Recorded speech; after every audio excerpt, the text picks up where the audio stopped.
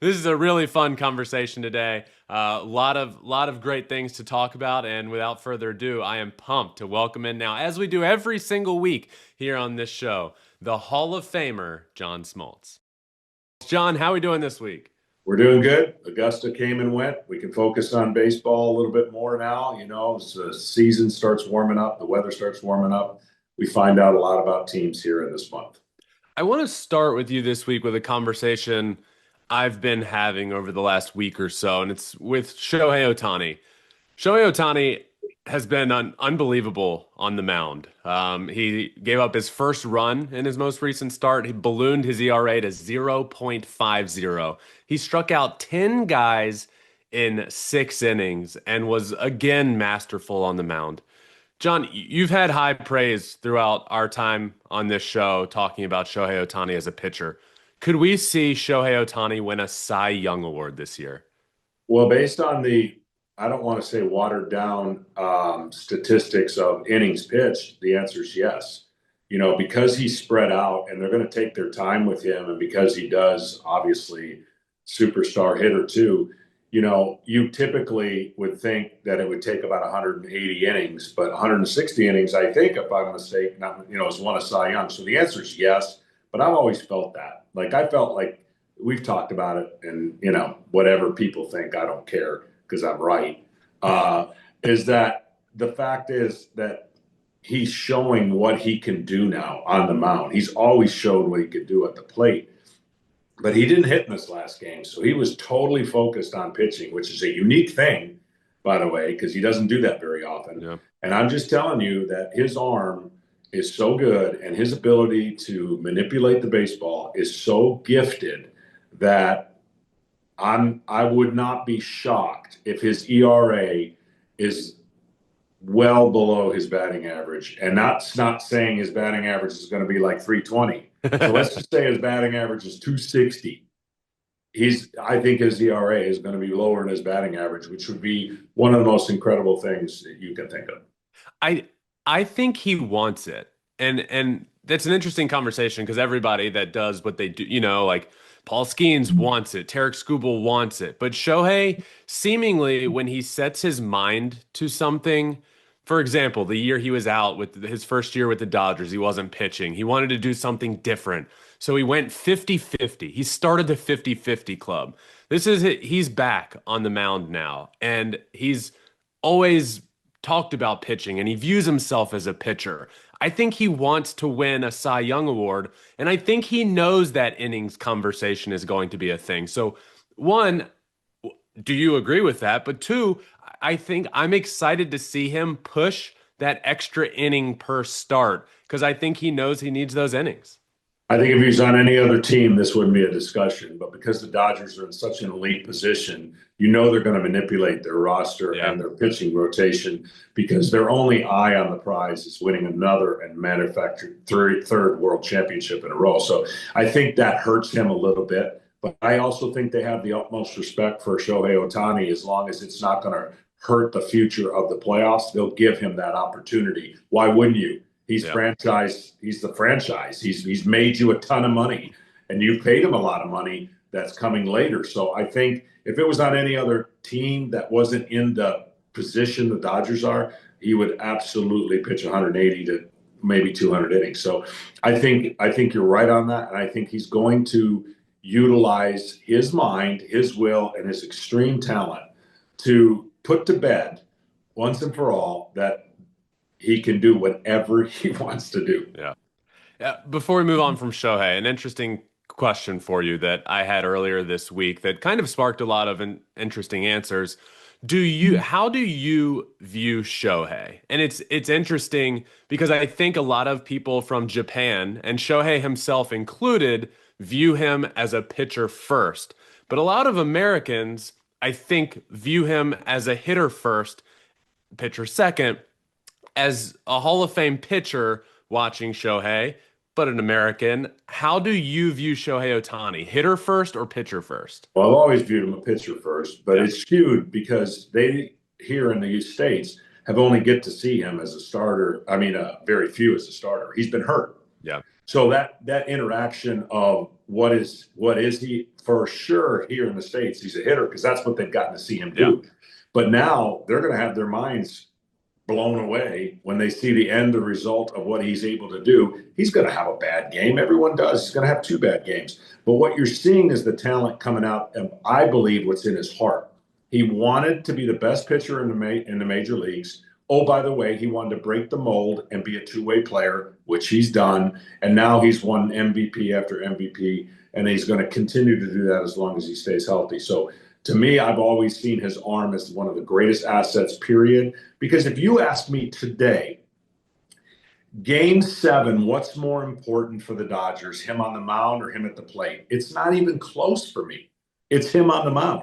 Because his impact is going to be far greater than his ability to get 4 at-bats, which he may get walked 4 times and not even get an opportunity to hit. You can't do anything about him on the mound if he's on. He impacts the game that much more. So that's why, beyond his ability to not only hit home runs and steal bases, when he's doing both, it limits a little bit what he can do at the plate. And people don't understand that because he's not going to steal 50 bags if he's pitching and hitting. So because we got to see him do that as a hitter without pitching, it skews everybody, and rightfully so. And I think we got to see at least a little taste of it the other day. It was really the first start. I don't remember. It's been a long time that he's been able to be a starting pitcher and not be in the lineup. And man, his stuff was the best I've seen it in a long, long time. And I will say this. I think long term, if he keeps doing this, long-term, the Dodgers are going to have to give him that day off at the plate when he pitches. There's going to have to be some rest. This guy's not superhuman where he can just keep doing this until, he's 38 years old. So at some point, this would be a good recipe for the Dodgers and for him. Yep. John, I want to stick with the Cy Young conversation and ask you, you're the perfect guy to ask. You're a Hall of Fame pitcher as a starter, and you were also a closer. I want to ask you about Mason Miller. Mason Miller has been unbelievable this year. He's given up 1 hit. He's struck out 22 of the 27 batters that he has faced. It's levels of dominance that we haven't seen in a long time. And I know it's early in the year, but I feel like you're the perfect guy to ask this question. Can Mason Miller, as a closer in this day and age, win the Cy Young Award? The answer is yes. I hope he doesn't get so carried away with the phenomenal statistics and run he's on. And what I mean by that is striking out 3 hitters in a 1-run game, phenomenal. Striking out 3 hitters in a 3-run game, not as phenomenal. Yeah. My point is, if they can use him in a more availability instead of utilizing 27 pitches in an inning to have phenomenal stats, but then he's got to sit the next day, I think the more he's available and the more San Diego is able to use that weapon and, let's just say, unseat the Dodgers or, get to a point where they're viewed the game's over from the 7th inning on. Yep. Yes, it's unreal what he's doing. I wasn't a huge fan in the beginning of bouncing him around. I'm glad he's in this position now that he can just learn and dominate. He's like Mariano Rivera and Hell's Bells of, the 2 greatest closers to combine. He has the ability to get you out, strike you out, dominate, game over. That's an unbelievable weapon to have on your team. Trevor Hoffman and the greatest, the Sandman, it just doesn't get any better. And he's proven that he's in an elite level. What do you think he has to do different? Because obviously, as we've gotten towards this day and age, when it comes to pitchers winning Cy Young Award, unfortunately, the baseball writers don't just go by the Smoltz formula that has proven to be pretty dang good, if you ask me. There's a WAR conversation that more so happens now, and closers can't get there in terms of WAR and the number of innings that they accrue. What do you think Mason Miller, does he have to be better than Eric Gagne was 2 decades ago? Does he have to, what do you think Mason Miller needs to accomplish this year? Does he need to be perfect in saves to win the Cy Young Award? I mean, it's a great question. And unfortunately, we judge players by the wrong metrics. Yeah. I mean, strikeouts per 9 innings is going to be through the roof for him. He's going to maybe set a record. But if he gets addicted to it, it's going to get away from the ultimate outcome, and that is you win every game that he pitches. And that's what Gagne did. I think it was 86 in a row over 2 years or whatever it was. I think for me, if he can learn that it's okay to give up a run and a hit as long as your team wins, he doesn't have to be perfect. Perfect in saves, yes, that would be the quantitative metrics that I would use to say he'd have to be so special in some of those categories to upstart. Again, it's so watered down with innings pitched and starting pitching. But let's just say we got a Shohei Otani throws 190 innings. Now that's going to be a big hurdle to jump. Yeah. So closers impact your team way more than a starter does, but the volume is going to be a big part of it. And they're not going to allow him a lot of volume. They're just not, because of the way he throws and how dominant he is. So they're going to cherry pick, and I can understand that. But I think if he's available more often, which means he's not exerting 30 pitches in an inning, he's going to have so much value added that's how he's going to climb the ladder for a Cy Young. Yep. John, let's move on to a more team aspect. I want to ask you about the New York Mets. The New York Mets changed everything this offseason. Needed a new look. They got a new look. So many guys out the door, in the door, and I like the team that they put together, to be honest with you. But as we sit, admittedly, less than a month into the year, they do not look good. They're in last place, a long losing streak. Are you worried about the New York Mets? I would be more worried if there was a longer time absent for Juan Soto. He is definitely showing the value of being in the lineup, whether he swings the bat or not. I do think the Mets are going to be okay and very fine with what they've done. Now, they've had an interesting journey to get there. I mean, they just got done with the best team in baseball. Yeah. It's definitely the schedule, the nuance. It takes a while for a team to get together. They've been here, done that before. I don't think any hole in that division based on the balance. I don't think the Braves, are the Braves of the team where you could run away and hide. I don't think the Phillies are playing capability right now is where they're going to be. I think that division is so balanced that I think you're going to see that be the mixture all year. So I'm not concerned.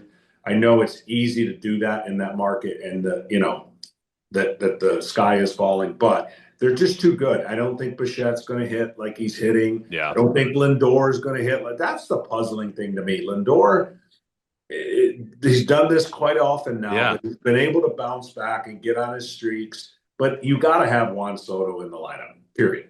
Yeah. Do you worry at all about identity? Like who are the Mets? So many players out the door. Pete Alonso, your guy, your leader, your rah-rah guy. So many new players come in, great players. How much value do you put into a team with a totally different overhaul, saying and getting off to a bad start and trying to find their identity? Is there much value in them, like kind of being in no man's land with who they are as a team? Well, there's no doubt that is a reality. And winning hides a lot of things, but what it doesn't hide is if it's not connected. Yeah. And I think that's going to be a narrative that's fair. I don't think we throw that around a lot for teams, but I think in this case, it's fair. They have changed their identity. They have who's their guy. I mean, everyone wants to know who's the guy they can lean on. The manager will always tell you certain things, and then he'll hide certain things that you can read as a player, knowing what it takes for 162. You and I have talked about this. There's no metrics to value that. Yep. It is the most important hidden metrics that you can't quantify that will either tear a team apart or bring a team together. Yep. And I know people just go, they have no idea. Anyone who's never been part of a team and part of the league, and for that matter, 230 days together, have no idea what that can mean to a team. So valid point. And in the next few weeks, we're going to find that out, because when you lose 8 in a row, I don't care when, your bounce back and get up off the mat is going to have to be really, really good. And I think they got a chance to show that.